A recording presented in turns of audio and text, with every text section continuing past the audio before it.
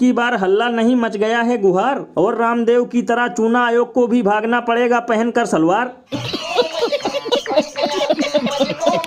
यानी भैया इतनी प्रीमियम क्वालिटी का घोटाला तो अडानी चचा ने भी नहीं किया, जितना जुमला आयोग के लिए चुनाव आयोग ने कर रखा है।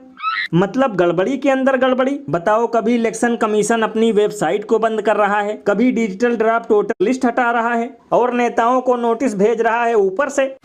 भैया इसीलिए तो लोग घनघोर बेइज्जती करते हुए ये कहते हैं कि बकरे की माँ कब तक मनाएंगी खैर, क्योंकि पाप का घड़ा होने वाला है ढेर।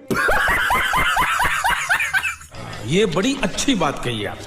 और भैया सबसे कमाल की बात तो ये है कि आजकल गोदी मीडिया के चापलूस एंकर ऐसे बिलबिला रहे हैं मानो जैसे विपक्ष वाले उंगली इलेक्शन कमीशन और बीजेपी पर नहीं बल्कि इनके बाप पर उठा रहे हों।